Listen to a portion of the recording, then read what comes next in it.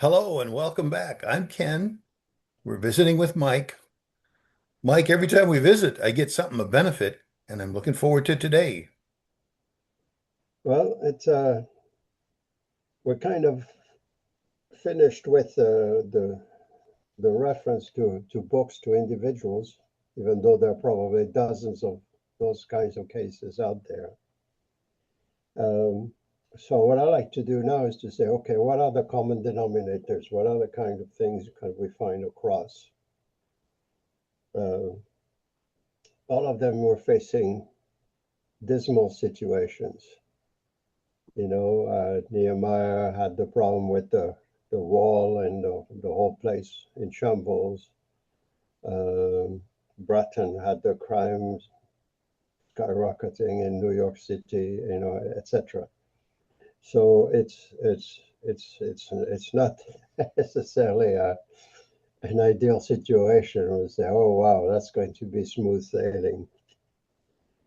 Uh, until these individuals came onto the scene, then nothing changed and nothing would have changed. Everything would have continued the way it was. So one of the first things that to recognize is that the prevalent uh, culture that exists within organizations, and we all heard those phrases, don't rock the boat. In other words, conform to what's going on. Don't try to transform things to change things. Uh, Inaction is usually typical. You say something and nothing will happen. So what's the point? Um, so that you have a lethargic kind of mood within organizations, a reluctance to face issues and to postpone the, the any kind of action, any kind of solution to those things. So one of the first things that comes across when you look at those situations is what made those leaders different. One is there's probably two things you could look at when you look at the leader. And essentially is to, when looking at the mindset that they had, or to go back to the Bible, what's in their heart. And there's probably two different aspects that need to be considered. One is how are you going to manage yourself? And the second one is what guiding principles are you going to use with the organization, the situation that you find yourself in? So when I talk about how are you going to manage yourself, is the first thing is how do you view people? How do you interact with people? Second one is how and where do you spend your time? And having grown up in the corporate environment, the the ultimate recognition is when you get an office and how secluded and how opulent your environment is, the more important you are, kind of thing. And that's not necessarily, well, it wasn't typical of those guys that we made change. They weren't, we didn't meet them in the office. We met them where the action was. So how and where you spend your time is important. Uh, in corporate America, we have what I would call the MBA syndrome. They're managing by the numbers, taking issues depending on the numbers instead of going on the floor and seeing what's happening. And that's a contrast. That's a culture change. It's a mindset change. So, So, Mike, I'm sorry. I'm hearing that it all depends on the leader Yes, absolutely, because the situation's just going to keep on going. Like you say, exactly. status quo, no action. And you're just saying that where you spend your time is an indication of your mindset. Am I right? Yes, Okay. yes, I think yes, I'm grasping it. Go ahead, please. yes. Yeah, that's why, for instance, when we're discussing, oh no, we found him on the floor, not in the office, not saying, hey, we need to improve productivity. He was out there helping people figure out, hey, you've got something that could be better, and why don't you do something about it, kind of thing. And not necessarily telling them what to do, but respecting the skills and the intellect that people have. And that's not only him, it's also when we look at Eunice and the women who were very poor, who were doing craft, but not getting anywhere. And by helping them with finances, guess what? That you broke the cycle. So it's an attitude, it's a heart, it's a mindset that you have to have, and you've got to be willing to face the music, I guess you could say, because you know there will be resistance. You know that not everybody wants you to succeed, and the list goes on. So you've got to be ready to really be finding a lot of impediments to getting things going. And the second part is, the guiding principles with each of the situations, the schools, the crafts, the car production, the policing, all of those environments were different. So the guiding principles were somewhat custom to the situation that they were in.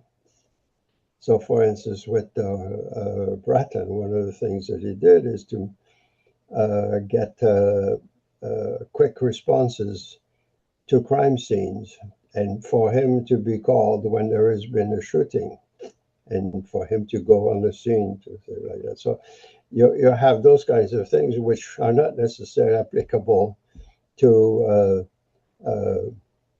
the school environment. But if the students aren't showing up to class, then what's going on in their lives? And being willing to go out and see the parents or the environment in which the student is finding himself, and addressing those kinds of issues and helping them to overcome whatever it is that's stopping them from doing the things that they should be doing, because they can't learn if they're not in school, if they don't do their homework, if they don't take the test, and the list goes on. So you've got to be willing to scratch your head and really spend some hard time thinking and say, okay, what's really important that my situation, my environment would benefit from to break the cycle. So those are the kinds of things that we saw with all of them, is they were willing to break with the existing situation, and that can be traumatic. How did they do that? Well, they had a process. Each and all of them were addressing the situation, and they did a couple of things. One is they would go uh, on the floor to be able to get the first-hand assessment for what was happening. All of them did that. Um, so that they had not only they were validating what their suspicions were, I guess you could say, because I'm sure that Bratton knew what he would find before he went to New York City, because he was already involved with the public transit. So he knew pretty much what was what, kind of thing. But by having current first-hand knowledge of the situation, does a couple of things. One is to give you the certitude, that you're going after the right thing. And two is it gives you credibility because then everybody knows that you've seen it, you know, and you relate to the things that they see. So that's not only to see it firsthand, but also to be able to address it publicly.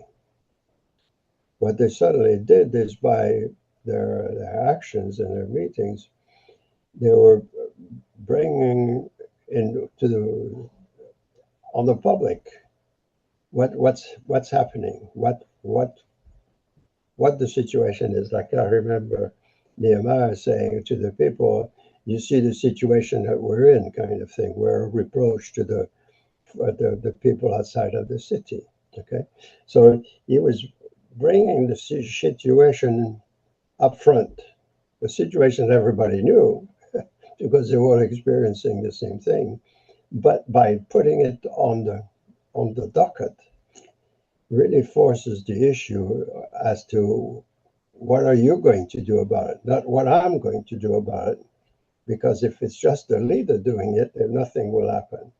So the key thing is, and that's another thing that all of them did, is what are you going to do about it to be able to change the situation? We saw that with Yunus, we saw that with Gosen, we saw that with each of those cases. So you've got to have that that sense of what's going on, and to be able to set a new horizon. All of them were able to verbalize some kind of what is the promised land looking like? Like what's the land of milk and honey? Because the first question people will ask for is, "What's in for me? Why do I want to do that?" You know, because the situation that you know is not necessarily the best, but who knows what's going to happen for the future. And that's essentially what you see right now with Iran and the United States.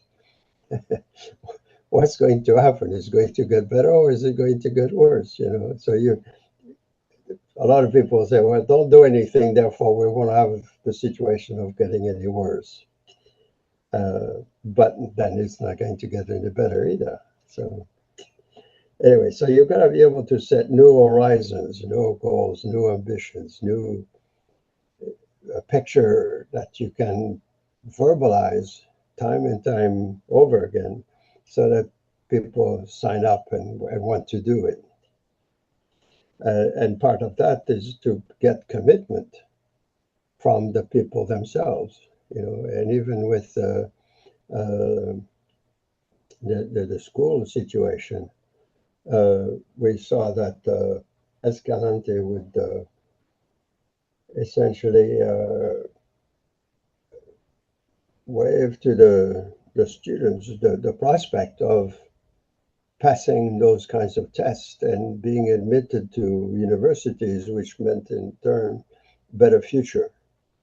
So you're going to have some kind of ownership on the part of the student to say, yeah, I want to do that. Because if the students say, I don't care, I'd rather be with my gang kind of thing, then guess what? Then so so And all of them were, in the case of Nissan, Gosen was bringing them together and saying, if we want to keep doing this, we're going to have to make some changes. yeah, yeah, So it's different in different situations, but being able to articulate something that they want and want to they buy want, into and move exactly, toward. exactly. And then after that, the next thing is action plans. How do you keep people accountable? Mhm. And that's one of the things that I like with Yunus when he had the weekly payment of the debt and being able to, or not able to, but to expect the people on the team to keep each other accountable because if one was failing, then the whole group was in trouble. So it wasn't just one person missing the boat. It's the whole group. So the action plans are really are critical because unless you have some actions and then once you've got those action plans, then how do you maintain accountability and having some kind of a review process that allows you to see and monitor the progress, if any. Uh, and each of those situations, the the plans were not 1 year kind of something will happen at the end of 1 year. Is you have to have some very discrete milestones that take you to where you want to go. I remember one time I was at a hospital in Boston uh, as a consultant, as an advisor, and they had some goals for a year, 2 year, improving some systems. And the point was is that okay, it's fine, So you have the experts working on that. In the meantime, what are you doing to improve the situation? So you have got to have some short-term kind of thing and participation up and down the line, 100% participation. I remember another place I was involved with. I was in Rhode Island, and the sales manager says, "Well, I'll watch what you do, and then we'll see. I'll decide what my reaction is going to be." And my reaction was, "No, you got it all wrong because it's not what I do; it's what you do." And the whole thing is, if you're not involved, then there's no point of me being here, kind of thing. So he changed. He said, "Okay, I'll do it," kind of thing. So you've got to Mike, have it. excuse me. Sorry. I'm sorry, Mike. We're going to have to wind it up, but before we Yes. do, action plan might be second nature to you. It might be second nature to people who are watching, but I think it'd be a good idea to be sure to articulate the things that go into a good action plan. Okay. Action plans is very specific steps that are addressing one specific problem, and then you identify what steps are going to be taken. And usually, the person who is going to take those steps is the one that verbalizes what they're going to do. So we've got steps, we've got a person who's responsible. Keep going. So that person says, "Well, to solve this is my problem, or I'm mostly responsible for that area. Therefore, this is what I propose to do, and those are the steps, and those are the dates as to when I'm going to be able to show results." Okay, So and we've got then a time frame, at a that you've got a short-term time. time frame. Exactly, exactly, and then that those kinds of action plans get reviewed every time that the group gets back together to say, are you on target? And the whole philosophy in that area is transparency, is to not to wait until people ask you how are you doing, but for you to volunteer and say, this is where I am, this is where we're having difficulties, this is where I need help, and this is doing great. So you've got to be upfront in what the situations that you feel that you confront, and that fosters kind of the openness in the organization to make things better. Great. So that's the whole action plan. I feel like we're stopping in the middle here. So this will probably be a part one of part two or maybe more. Yes, I'm thinking of calling it common denominators, part one. And yes. I'm loving what we're getting. I'm looking forward to more, but we have to be done. So I hope you have a great day. Okay, very good. Thank you.